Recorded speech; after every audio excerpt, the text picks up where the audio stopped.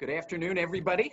This is Steve Orleans. I'm president of the National Committee on U.S.-China Relations, and I'm thrilled today to have my old friend here, Graham Allison. It's funny, I can think, Graham, of having for ages trying to get you to come to the committee and talk about the book, Destined for War, Can America and China Escape Thucydides' Trap? And because traveling from Boston to New York was so difficult, we could never do it.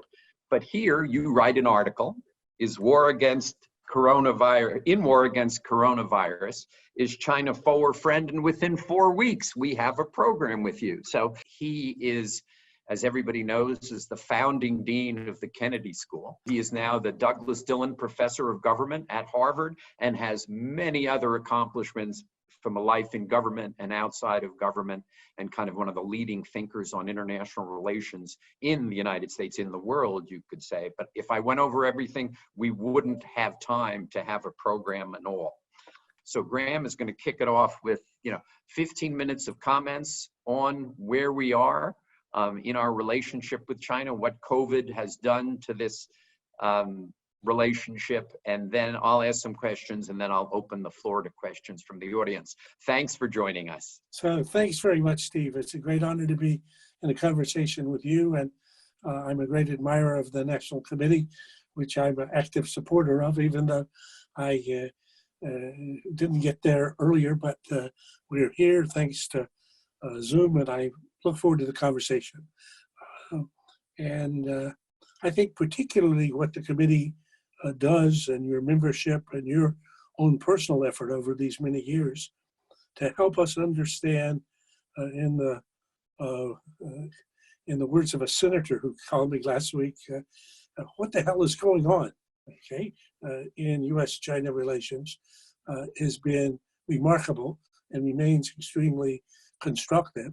And if it was ever relevant, it's many, many times more relevant today. And as I said to the senator, I said, if you are not considerably confused, you haven't yet begun to understand the problem or the answer to your question.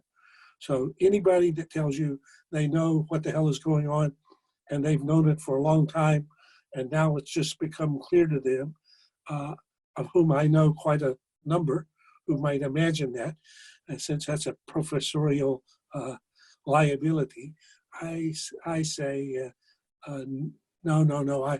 I think that they haven't quite focused on how tumultuous what's happening is, and that's true before coronavirus. So coronavirus, in that sense, I compare to like a bolt of lightning that, in a flash, allows us to see valleys and maybe mountains and contours, even at the distant horizon, that were otherwise not visible. And I think coronavirus crisis is like this point of this flash of lightning that may help us see some of the key features of a much deeper set of issues and opportunities. So this is, I think, both sides of that coin. So basically, as I tried to write in that piece in the National Interest some weeks ago that you referred to, I think from this, I see illuminated through the outlines of three big ideas that you might even think, I come to think maybe these are building blocks for our thinking about what we can do in this extremely challenging relationship to survive, both Americans and Chinese. And the three are first, Thucydides and his Thucydidean rivalry, about which I've written before, as you mentioned. Secondly, something that coronavirus especially helps illuminate, the idea of mutual existential threats. That is, existential threats to each nation, so mutual in that regard, that come from other sources, not from each other, that neither can defeat by itself. So it's existential, but it's not capable for me to do it without you, and vice versa. And the third is this concept that I learned from what I think our Chinese colleagues would call ancient Chinese wisdom, but a piece of insight in Chinese contribution to the art of strategy, I would say, of a rivalry partnership. So let me say just another word about each one. So first, on a Thucydidean rivalry, that there's an effort by at least some people in the discussion of China policy now to say, well, coronavirus reminds us that all of this hostility in the relationship that we were seeing recently, and all of these differences, we simply have to set these aside because we have something else we have to deal with, coronavirus. And if we set them aside, and if we're able to work together on to defeat coronavirus, then we'll get back to the good old days where if we engage each other and cooperate, all these elements that were poisoning the relationship will be eliminated. And I think that's attractive, but romantic, indeed actually unrealistic, and not a viable option, because I believe this is a classic Thucydidean rivalry, which, as Thucydides taught us,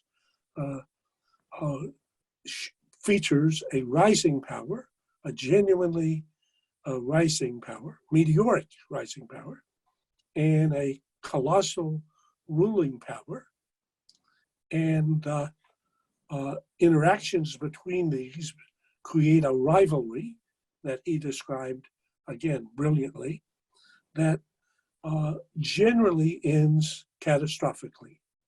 In my book that you referenced, I look at the last 500 years of history, find 16 cases, 16 times rising power threatens to displace ruling power, 12 of those end in war. So as Thucydides wrote about the rise of Athens and the impact it had on Sparta, which had been the dominant power in Greece for 100 years, or as I described in the book, and you and I talked about it before, 1914, the rise of Germany, the spectacular rise of Germany, and its threat to displace Great Britain, which had ruled the world for 100 years, and the meteoric rise of China in the last generation to become a genuine threat to displace the US from positions and prerogatives that Americans have become accustomed to thinking of as naturally ours, because they've been ours for 100 years of what we think of as an American century. So that's, I believe, the defining feature of relations between US and China as far as any I can see, not going away. And it's, I think, the defining feature of international relations, at least in the first half of the 21st century. So that's one big idea, and much more about that in my book. Right? Number two, and this is an idea that comes much clearer thanks to the flash of lightning from coronavirus. So they're independent of whatever the Americans think and whatever the Chinese think, there emerge in the world, or they have emerged in the world, conditions that constitute existential threats to US and existential threats to China that neither of us can defeat by ourselves.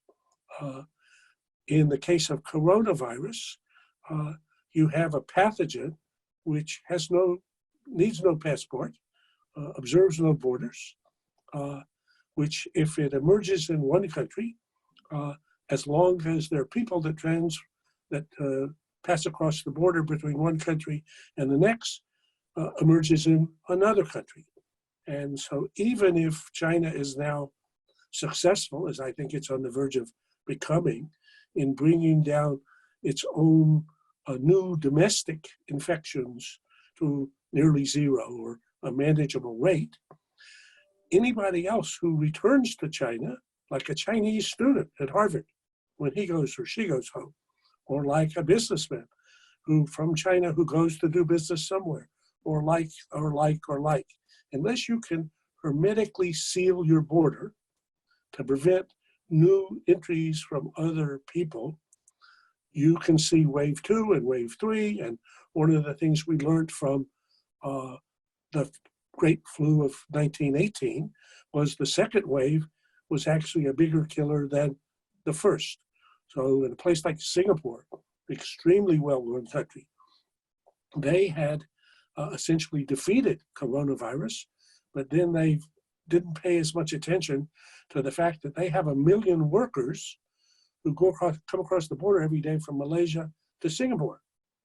And now they're seeing spikes in that population who then, since they're working, interact with others and therefore can infect them. So this is, I think, a crisis or a challenge or threat, a death threat that neither of us can defeat by ourselves. It's not unique.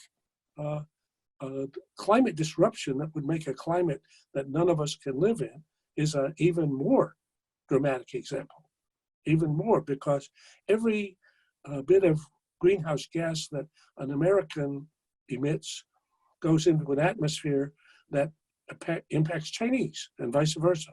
So this is not something either can do alone.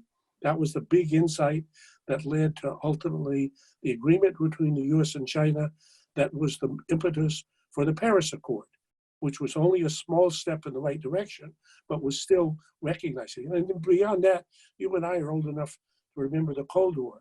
In the Cold War, that was one of the great discoveries. It came to John F. Kennedy only after the Cuban Missile Crisis. He had managed, or he had managed a confrontation eye to eye with Khrushchev over nuclear tipped missiles that Khrushchev had introduced into Cuba. And Kennedy, in the midst of this crisis, when he's talking to his brother, Bobby, very close, Bobby said, well, what do you think the chance this ends in war? And he says, well, I've been thinking about this. I think it's about 1 in 3. Now, 1 in 3. So having survived that, he became to be much more reflective about a Cold War strategy that produced confrontations that carried with them a 1 in 3 chance of a nuclear war that would kill several hundred million people. And ultimately, Ronald Reagan, for whom I worked proudly and happily to the discomfort of some of my Cambridge colleagues, said it best when he said his favorite bumper sticker. He said, a nuclear war cannot be won and must therefore never be fought. So that's a profound one-liner, because if a nuclear war can't be fought, then I have to constrain my competition with you to prevent crises that could otherwise spin out of control, that could lead me to a war that I can't win, that would actually destroy me. So I think the idea that we each face existential threats really to our survival that neither of us can deal with alone, but that together we can address successfully is a big idea and needs to become integrated into that first idea, even though it's a little bit like holding 2 contradictory ideas in your head, simultaneously, which leads then to the third idea. So the third idea, as you and as many of your Chinese scholarly friends will know, in the Song dynasty, the Song were facing a northern Mongol tribe called the Liao, and they wished they could defeat them. They tried to defeat them. They were unsuccessful in defeating them. So eventually, they agreed on a treaty called the Chanyan Treaty, negotiated and signed in 1005, so almost a little more than 1,000 years ago. And it's been characterized by historians as a, quote, rivalry partnership. Well, what a strange, it's an odd term, but that they agreed that they would be fierce rivals in many arenas, and they would be intense partners in others. And they would somehow do both of these at the same time. And even though that was demanding, the peace that followed that between the Liao and the Song lasted more than a century, actually 120 years. So is there a clue for us there? Could we imagine us being that, well, that's not naturally American. We like black and white, okay? Simplifications. But in the business world, this is not such a strange idea. So they have another clunky word for this called co-opetition. If you ask about Apple and Samsung, very good example. So they are fierce rivals in selling smartphones. Actually, Samsung has beat Apple for the last 5 years. So Samsung has a bigger global market share of its smartphones than Apple's iPhones. But at the same time, who is the biggest supplier of parts for Apple's smartphones? Samsung. So do it again. You're my fiercest rival, and along with Huawei, and you're my essential supplier. Well, that doesn't work very comfortably, does it? To which the answer is, I've talked to a number of business leaders who have versions of this. They say, we call that life. Not comfortable, life. So I think this, just to conclude to the opening blast, I think there's 3 big ideas here that are illuminated by the coronavirus crisis that may actually help us, if we get our heads around them and find a way to understand them better, be building blocks to what could become a relationship that's not going to be comfortable. It's going to be difficult to manage, but if the alternative is genuinely that if we fail to find a way to defeat existential threats to ourselves, we die, that seems a pretty good motivation. So yeah, that's my 2 cents. I think that's actually a fabulous intellectual foundation for a sensible U.S. policy towards China. That the idea that we recognize that we're in competition, but that we find areas where we need to partner. So I guess pushing down further a bit on the Thucydides trap, has the coronavirus, especially the politics around the coronavirus, pushed us closer to being in the trap, alerted us to the problems of being in the trap? Are we, how do you see it kind of having played out, especially kind of the focus in the United States on the origins, the focus in China of kind of, the New York Times today talks about this alleged disinformation campaign trying to sow chaos in the United States, which I am very skeptical that's the case. But are we closer? Are we more alert, therefore we're further? Well, the answer, great question, and yes and no. Here's a professorial answer. So before the coronavirus crisis, I was in China every other month for every month since the book was published, so almost 3 years. And it's become a big topic there because many of the Chinese leaders, including Xi Jinping, had never really known much about Thucydides before. Some of them never even heard of him. And to discover that there was this guy who was roughly a contemporary of Confucius, and that he had some big ideas, even about patterns in history, which Chinese like, patterns, has been fascinating. So I have had an opportunity to talk directly now to all the leaders just below Xi, regularly in conversations, constructive conversations. In fact, with a person who works directly for him, we're actually exploring history lessons from Chinese history, his with some Chinese historians and me with some Western international historians. But when I'm there visiting, each time people say, well, what you think that we're further along or in greater risk of the trap or less?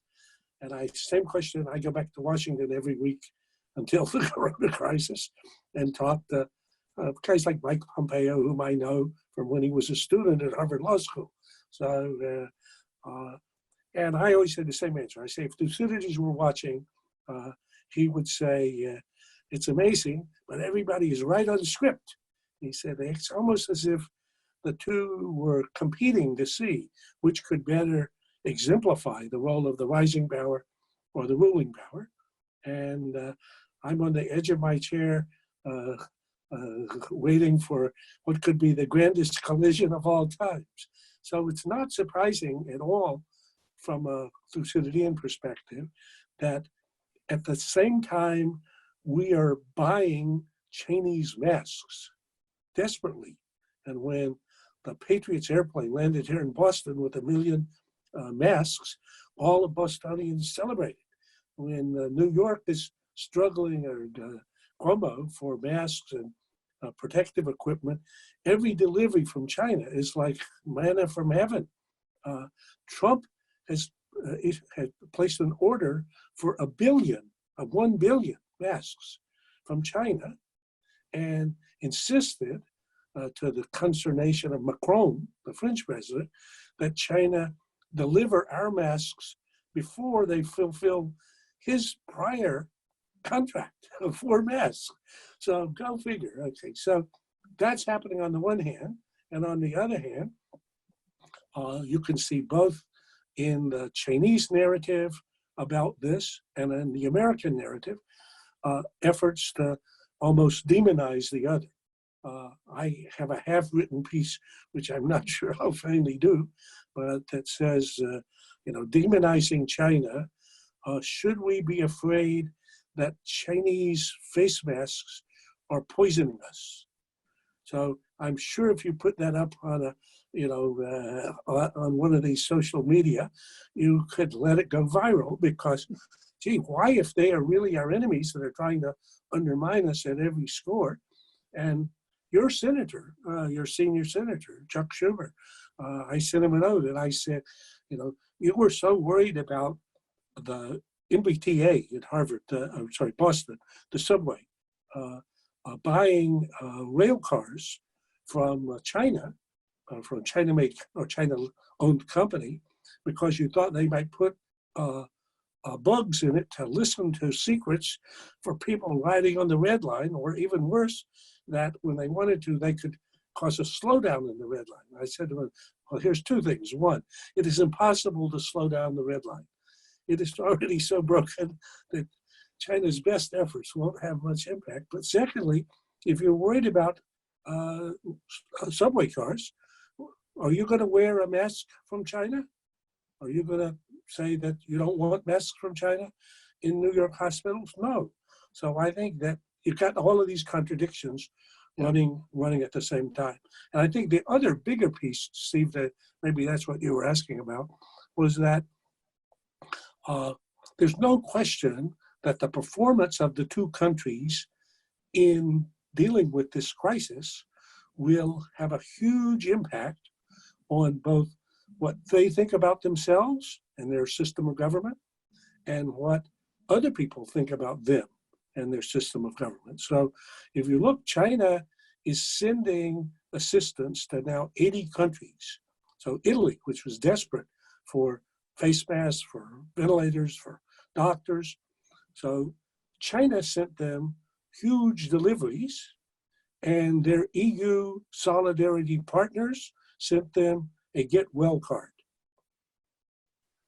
Yeah, that actually leads right into kind of my next thought in the form of a question. I mean, do you think it's possible that this could be a teaching moment, that what we've seen, is the US starting in 2017, for instance, reducing the CDC presence in China from 41 people with 11 US personnel and the rest local hires to 3 US personnel and 8 local hires, and ending our epidemiology embedded person in the Chinese CDC because of this fear of the Thucydides trap, because of the strategic competition. At the same time, we saw the Chinese not allowing, when the epidemic was starting, not allowing US experts in. So both governments kind of having this fear of the Thucydides trap, and in effect, killing its own people.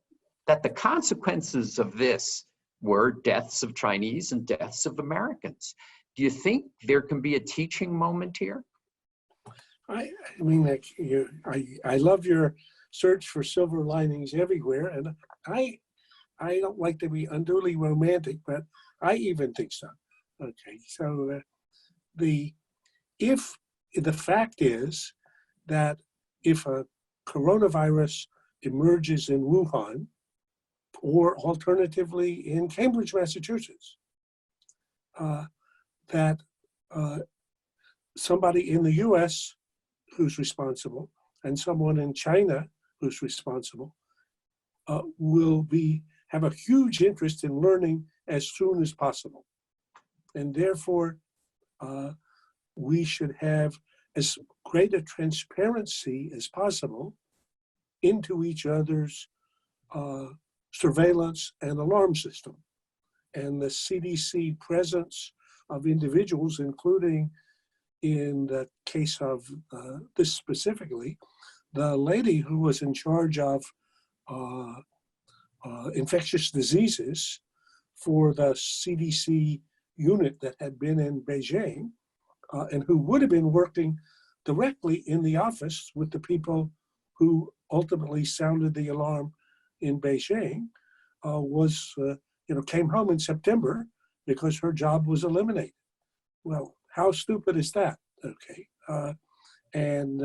Similarly, I think in the case of China, their SOP for their government, since they worry first and most about their own government's legitimacy and its control and management of their own population, they work very hard on their domestic narrative to make sure they build support.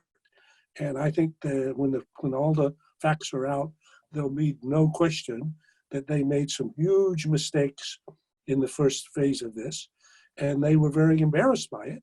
And indeed, they were worried that some of their population was going to be calling them accountable. As one of my Chinese friends says, if your government's hallmark is the cult of competence, and you demonstrate incompetence, that's not too heartening.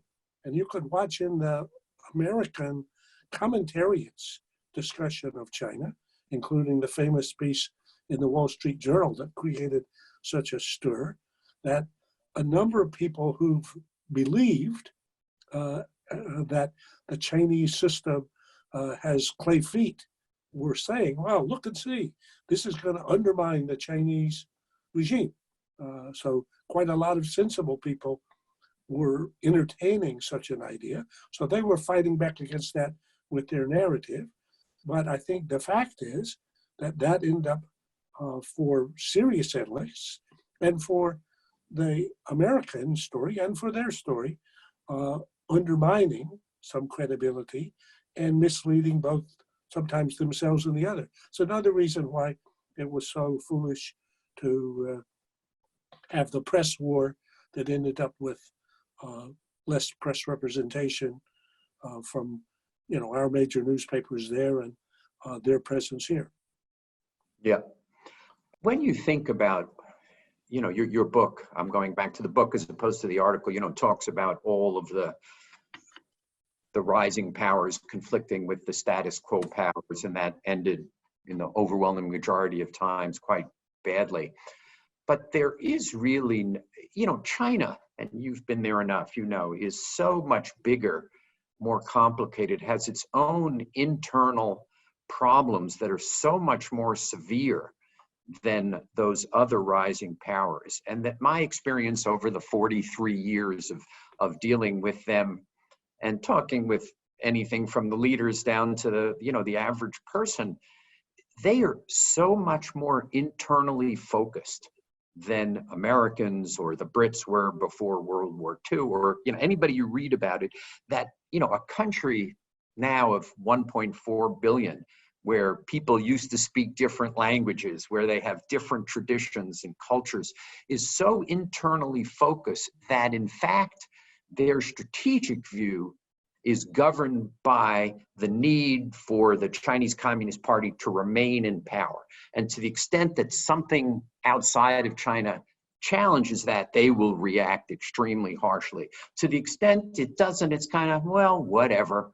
The Americans have been there a long time. They really are not, until recently, really are not challenging us, which led me to kind of think that we have an economic and diplomatic competition with China that is very intense.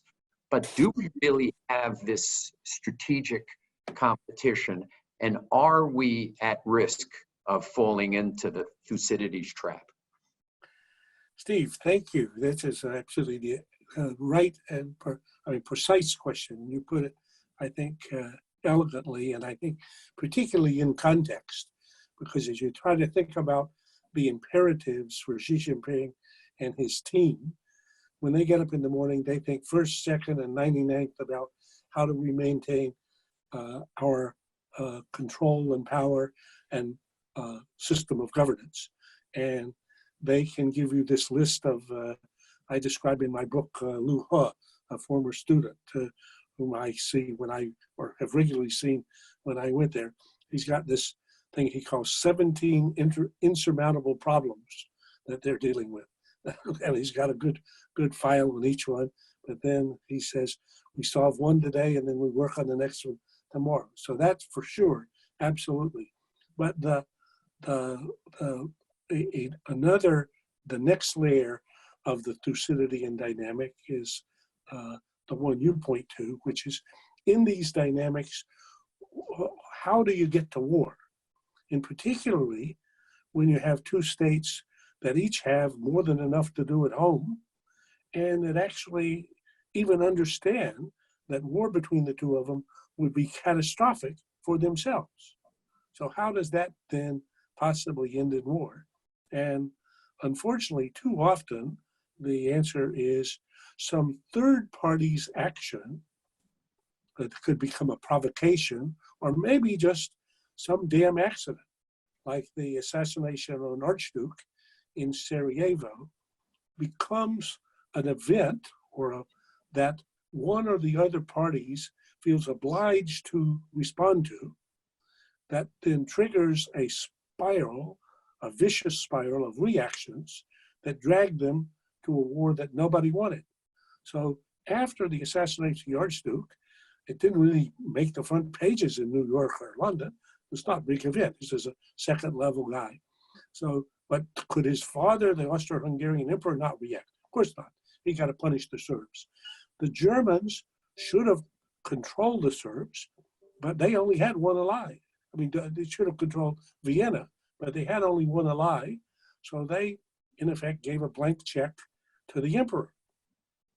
The Russians had a thick relationship with the Serbs because they were all Orthodox Christians. So they didn't want the Austrians to overdo it in dealing with the Serbs. The French had an alliance with the Russians. The Brits had gotten entangled with the French. So in 5 weeks, something that didn't make a difference. Churchill, who was at the time the First Lord of the Admiralty, wonderfully, he writes home every night to his wife, who's gone on vacation, because this is summertime, and tells her what's going on. He's not talking about risks of war. He's talking about the Irish problem. Gray, the foreign minister, spends more days fishing between the assassination of the Archduke and the outbreak of war than he does working on diplomacy. So things can happen. So the risk in the current situation is just as you put it. So imagine in all these events now, Taiwan, watching what's going on in Taiwan and watching what's going on in Hong Kong, and having decided that one country, two systems or anything like that in the 92 compromise makes no sense. So let's imagine they were to take a sharp move towards independence. I think most China experts would say that's something that a Chinese government couldn't accept, and therefore just in terms of maintaining its own legitimacy and position, would react most likely violently. And if they did, let's imagine that the Americans somehow came to their rescue, as some Americans would recommend doing. And some would even interpret our, a defense agreement with them to lead us to do that. I would be much more reserved about that. But in any case, I can get you down that path to a war fairly quickly. And afterwards, you would say, wait a minute, the Americans and Chinese thought that the biggest problem in the world was Taiwan, and that was the basis for having a war, at the end of which maybe we could have even destroyed each other. That would be pretty insane. But on the other hand, if you say to a Chinese government, look, what does Taiwan matter? It's not that big a deal. If they want to be more independent and change their name or change their flag or say they're not going to be part, get over it. To Enchantress, that's easy to say, but not easy to do. But if you say to Washington, look, Taiwan is a functionally independent country, it's a democracy with 23 million people. There's no reason why China should determine that it can basically veto its independence choices. We should just get over that. So that's not very easy for Washington either. So you can, if you go back to the 1914 story, it reminds us how insane results can be as compared to the conditions or the interests of the parties. One of the haunting lines that I use in the Destined for War book comes from the German Chancellor Bateman.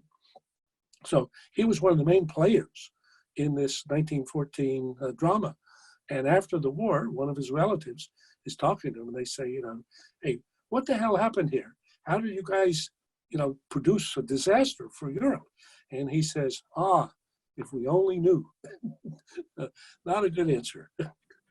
My last question, because I see we've got a huge number from our audience already. So my last question is, do you think the next, 6+ months of a campaign that is going to, from the Republican side, accuse the Democratic nominee as being soft on China, a Republican campaign that is going to say China is responsible for all of these deaths in America, a Democratic campaign that is going to say that Trump is soft on China and his cozy relationship with Xi Jinping is bad for America. So you'll have both sides going after the Chinese. Is that going to move us closer to falling into the Thucydides trap? Another wonderful question, and the answer is, unfortunately, yes.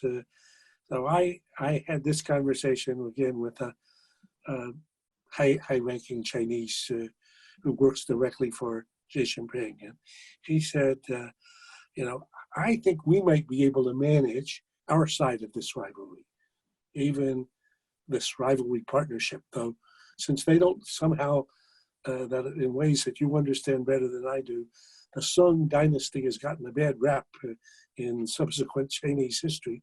So ancient wisdom from there, they have some reservations. He said, I'm not quite sure about that idea, but he said, from our side, we can be adults. But you have in your wide open domestic democratic politics, people that basically exaggerate beyond any reasonable, caricature each other in a campaign in which we understand we're going to be, targeted. And this is not him, but another person said to me, he said, and he forecast this actually beginning of the year. He said, I think that before we're done, when we get to November, that the Democrats will have succeeded in, that Republicans and Trump campaign will have succeeded in caricaturing us as an enemy, okay, in a way almost analogous to the way the Democratic Party has caricatured Russia in order to tar Trump. And I think if you look at the first rollout of the Trump administration's campaign ads, it's clear they're targeting China and targeting Biden coziness to China and Democrats' friendliness to China, and Democrats will then push back. In the Thucydidean story, one more just shout out for Thucydides. He explains how the dynamics of a Thucydidean rivalry works. There's three layers. There's reality first, there's second, perceptions and misperceptions, especially misperceptions, and third, there's politics. So with the first layer, from the American perspective, China really is, and really, encroaching on American positions and prerogatives. So who's the number one producer of everything now, including face masks? China. How can it be that China is the helping hand for everybody, not us? That makes me feel bad. How can it be that China is the number one trading partner of everybody, not us? That makes me feel diminished. So that's real. Then there's perceptions and misperceptions. So the misperceptions, especially that occur, but they've been occurring all the time, but especially in an electoral season, exaggerate or hype beyond all reason the reality. So if you read in the press today any story about China, it's almost always hyped to virtually the limits. And then finally, politics, domestic politics, has an axiom that says, never let a serious opponent get to your right on any issue of national security. So if you're saying something tough about China, I'll say something tougher. And if I even recognize that China did anything good, anything right, I become vulnerable to an attack that I'm soft on China. So I think that is a big negative impact. It's not unique. In our previous presidential campaigns, China has often been a punching bag, and in the aftermath of it, adults have somehow gotten back closer to business as usual. But I think this has become more and more poisonous, and I fear actually a demonization of China that can do lasting damage. Yeah, I think that the prior campaigns, as we've looked at it, it's always been the party in power versus the party out of power, the party out of power accusing the party in power of being too friendly with China, too soft on China, but it's never been central in a presidential campaign. I believe, given the initial Republican ads, that a central thesis of the Republican campaign is going to be, it wasn't our fault that these people died. It wasn't the fact that we bungled the initial handling of COVID-19. It was the Chinese weren't transparent. The Chinese started it. The Chinese didn't let our experts in, and it will be central. And it appears the Biden campaign has decided to try and inoculate themselves by attacking Trump for talking about his relationship with Xi, which is going to make for a very difficult, almost absolutely U.S.-China. 100%. Let me take the first question from an incoming Harvard Kennedy School student, Abby Yang. We hope you'll be able to show up in the fall. Yes, well, they'll show up virtually anyhow. And she asks about Chinese students. She says, how do you see Chinese people, especially Chinese students studying overseas, currently facing racism? How can they help find a way out? So a good question. So again, trying to be candid, I'm a red, white, and blue rah-rah American. So I don't apologize for that, though I recognize it. But I think we have to recognize also that there's a very ugly streak that's part of certainly part of our history, and part of, to some extent, I think, our consciousness of racism and xenophobia. Nobody can ever forget what happened the Japanese with internment camps in World War II. And that was not some right-wing nut. That was Franklin Roosevelt. So, you know, what does that mean? So I think you can certainly see in parts of the American conversation now negativism about Chinese Americans and then maybe about Chinese or indeed other Asian students. I have a Chinese American student, research assistant who works for me, and he's told me several stories about, you know, people behaving badly about, you know, towards him. So I think that we should all shame people who do that and explain to them why this is so bad. Part of, actually, to say something nice about President Trump and his administration, after they started down this path of the Chinese virus and the Wuhan virus, a number of people, including, as far as I understand, the majority leader of the Senate and his wife, who happens to be Chinese American, spoke to him and said, you know, this is not really a good idea. And he then had a phone call with Xi Jinping, a very good phone call, in which they agreed that he was going to quit talking like that, and they were going to quit telling some of the lies they had been telling. So I would think that's a much more appropriate thing. But I think for all the rest of us, we should try to remind Chinese American students or Chinese students who are here or others that we welcome you. That's been one of the great benefits to Americans as well as to Chinese, having the Chinese students here, and that we certainly don't want to ostracize you or isolate you in any way. And I'll look forward to welcoming you, maybe face to face if we have the good opportunity to be open in September. This is from Deborah Davis at Yale. How do you respond to those who want to focus on the improper disposal of an infected animal from the Wuhan level 4 virology lab? I guess she means alleged, but how do you kind of talk to those folks? Well, I think the truth is that we do not know how the coronavirus escaped or exactly its origins. And that's a question for scientists to investigate. There are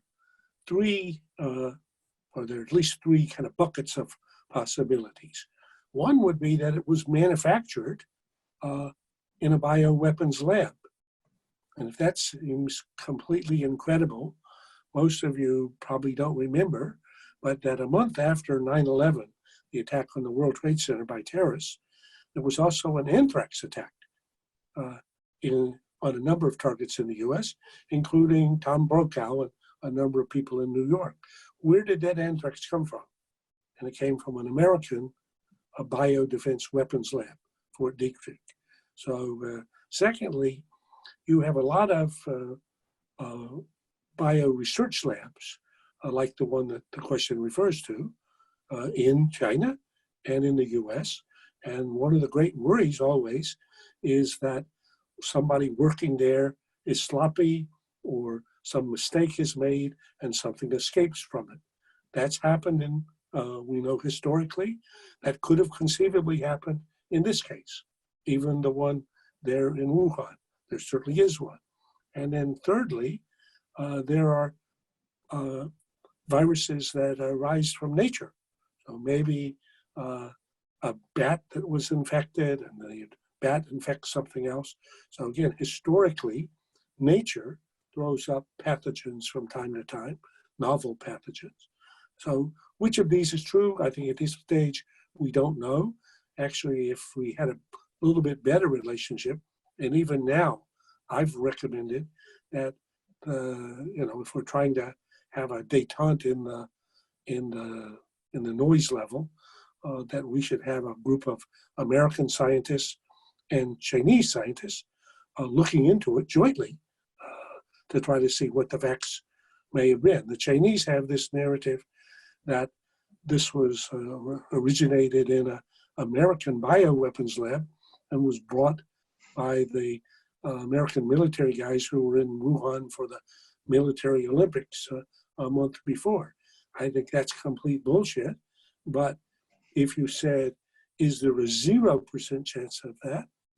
I couldn't say a 0% chance, because I remember thinking, I could not imagine that anthrax came from an American source. I mean, the terrorists who attacked the World Trade Center were not Americans, you can be sure. So now is another terrorist attack just a month later. No, that's not from an American source, but it was. Yep. This is from Gary Sampson, who's one of the National Committee's public intellectual fellows. The U.S. response to the pandemic has left some allies and partners nonplussed. Meanwhile, China has taken advantage of this opening to spread influence through the distribution of medical supplies, consulting by medical personnel, and other means. Do you think the U.S., quote, brand can bounce back from this setback and become the world leader once again? So another excellent question. And so again, and apologies for professorial, but that's my occupation. It's a little bit of yes and no. So start with the hard facts, because again, I appreciate the question, which is very realistic. So the reality today, ugly as it is that China, once it heard the alarm bell, acted in a draconian fashion using instruments and methods that only their government maybe would be prepared to do, but did so, quarantine in effect 60 million people in Hubei province, and essentially stamped out coronavirus or drove it down to manageable levels. And so today, where are Apple stores open? I can't come to the Apple store in Boston.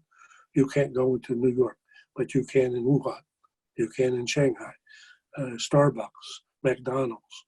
So this is facts from American companies about what's happened there on the ground.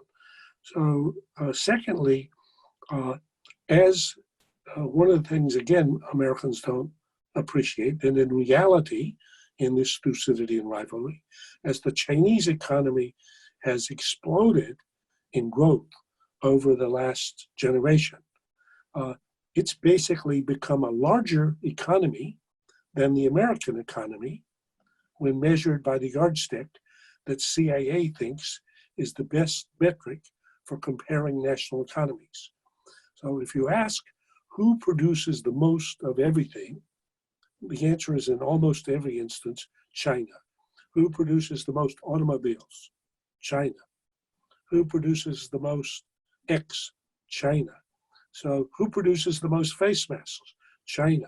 Who produces the most? So it is the case that an economy that's now bigger than ours, and it's become the manufacturing center, manufacturing workshop of the world in every regard, will in many arenas be a supplier of everything.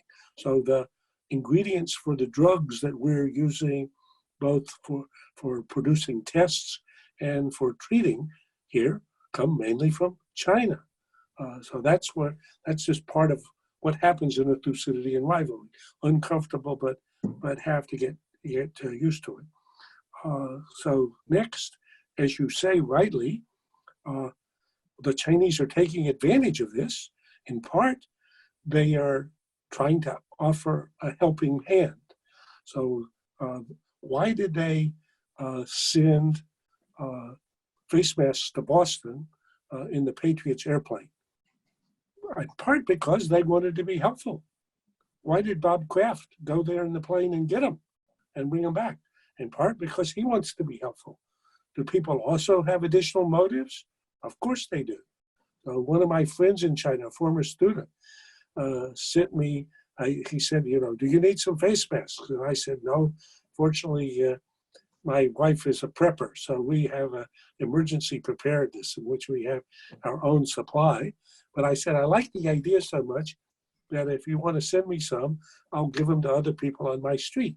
So last week comes a FedEx package, 50 face masks from China, which I've offered to other folks that live on my street that might need such. So the answer is, are they going to take advantage of this? Well, of course they will, for goodwill.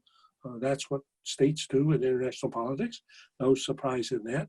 And the fact that they're able to, and that we're basically stiffing other people in order to get our supply of this first. I mean, again, to take our wonderful Canadian friends, Trump insisted that 3M, which is manufacturing protective equipment here in Boston, or in US, failed to fulfill an order of this material to China because he wanted it here. Are Canadians going to forget this? No, they're not going to forget this. So partly out of our own desperation, and partly, I think, of some mistakes, we're putting black marks on our reputation, and they're getting checks on their reputation. All that being said, before we despair, I remind when I'm feeling badly that we're in what, I mean, most of the scientists studying this say this is going to be a long war. So this is going to have the first wave and then the second wave, and then until we get a vaccine or serious therapeutics, we're going to live with a problem like this for some time. So if this is a war against coronavirus, we should remember Americans' war history. So in American wars, we start very slow. Indeed, if the war was over at the end of the first quarter of the game, we lost.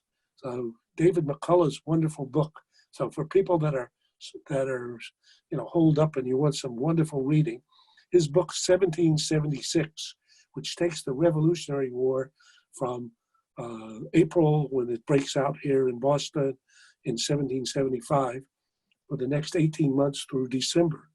If the war was over then, we lose, for sure. Okay. If the war was after the Battle of Richmond, if Lincoln had decided this is not going to work out, we have two nations on the current. The Union loses. At the end of World War I, we didn't even show up until the fourth quarter, until almost the end of 1917. And in World War II, by the time we arrived in Europe, Hitler had already taken control of all the continent and was threatening to take Britain. So I'm hoping and believing that we're going to finally recover. And if and as we do, then I think this lucidity and rivalry will continue for a long time. But we'll have some black marks on our reputation, and they'll have some pluses for the first round. Oh, I would argue that the parties failed. The party overruling of the government in the early phase of the coronavirus in China is an enormous black mark. That's huge. I think part of the propaganda that we're seeing now is an attempt to deflect attention from that incredible misstep in the very beginning. I agree completely.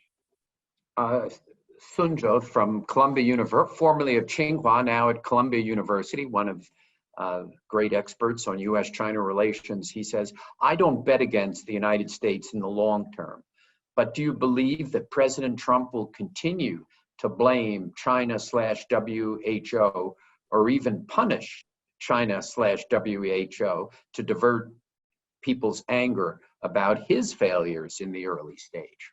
I think we've kind of answered that question. I think the short answer and the long answer is yes. Yes, I think that's right. From the Federal Reserve Bank here in New York, given the US and China are the world's first and second largest economies, in what ways do you think the central banks of the United States and China should collaborate and can collaborate?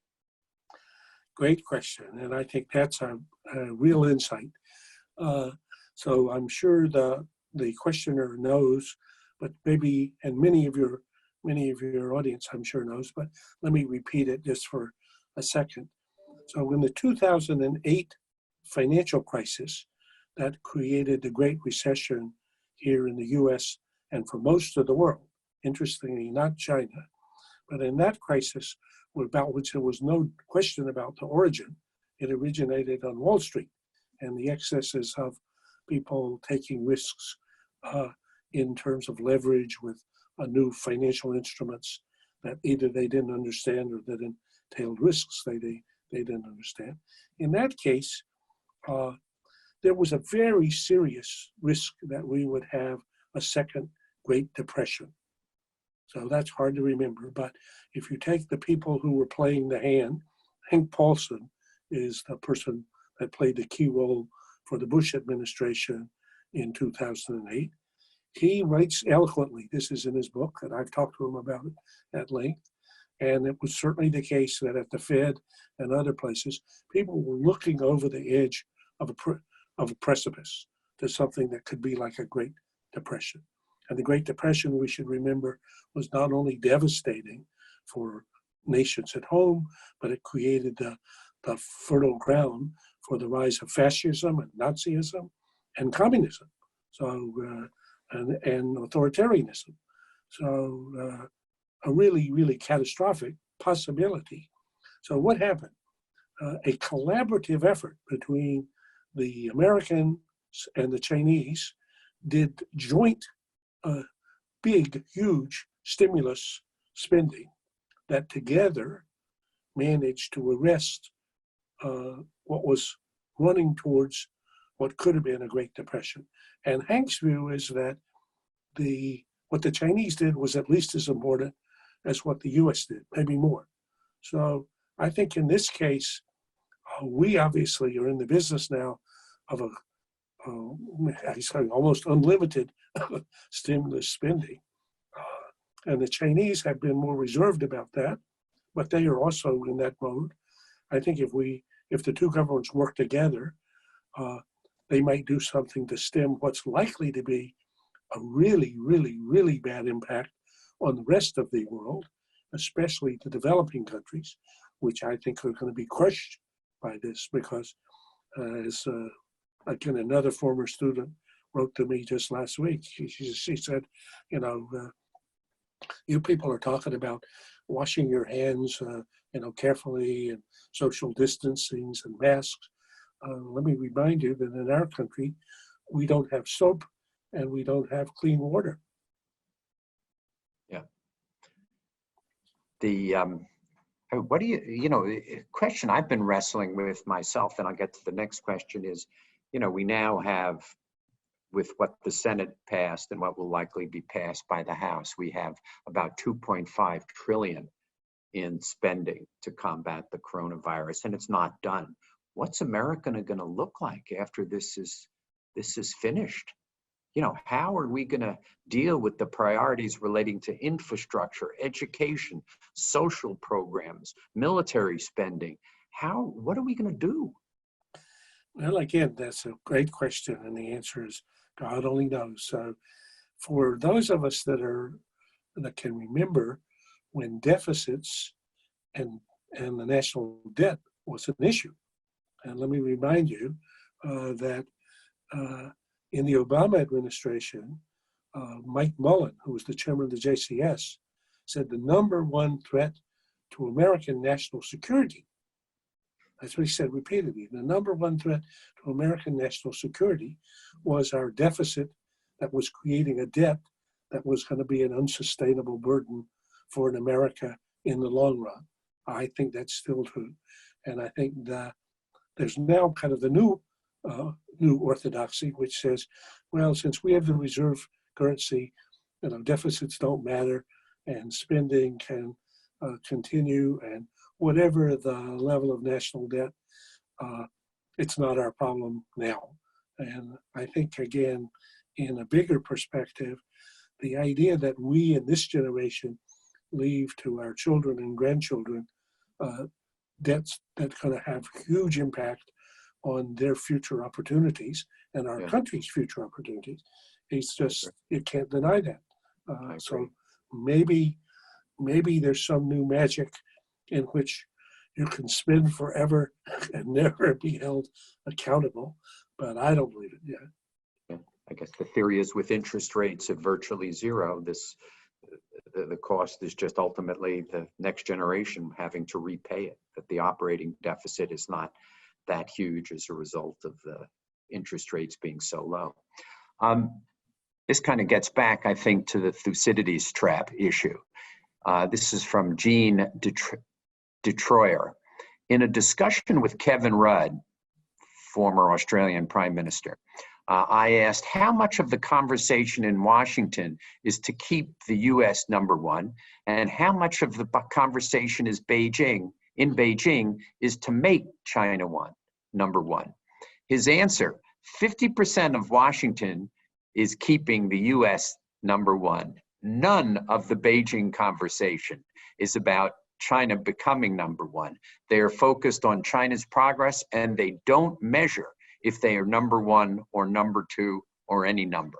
Kind of gets to my point earlier, which is, they are confronted with inordinate problems. I think I've told you this before. I remember having dinner one night with the national security advisor in China.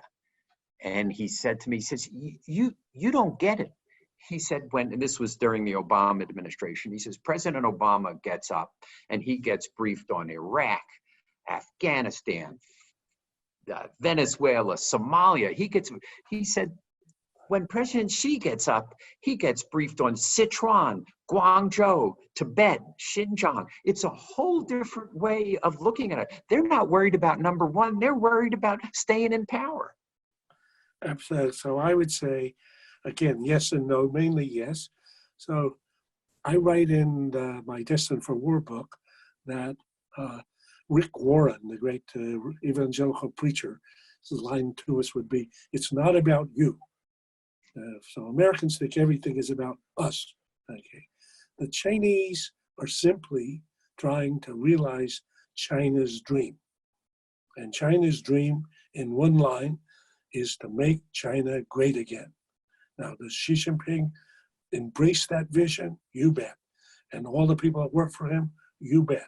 And are most Chinese excited by this vision? You bet. And what that means is a great China, the way that they believe it was forever, until Westerners with technology showed up to exploit them and humiliate them and imperialize them in the century of humiliation. So this is not about what they're doing to us. This is about what they're doing to them. So why do they want to have, today they have, again in PPP, about a quarter the per capita GDP of the US. Why do they want to have half the per capita of the US? Because they believe that they're talented, they're hardworking, and most people would prefer to have more money rather than less. It would provide more. So what's wrong with that? So it is a kind of a almost unfortunate byproduct, but I would say it's certainly quite secondary what impact that ends up having on the US. So if they become the biggest manufacturer of everything, perforce, whoever was the biggest manufacturer before becomes no longer that. If they become the number one trading partner of Australia, who used to be the number one trading partner and who is now no longer, or of Japan, or of South Korea, or of Singapore. So I think the questioner is absolutely right. And Kevin Rudd, whom I think is absolutely, I agree with Kevin. He's been one of my teachers about all this, and colleagues and friend almost entirely. So I would say for the Chinese, it's not right to say their objective is to become number one and displace the US for those purposes.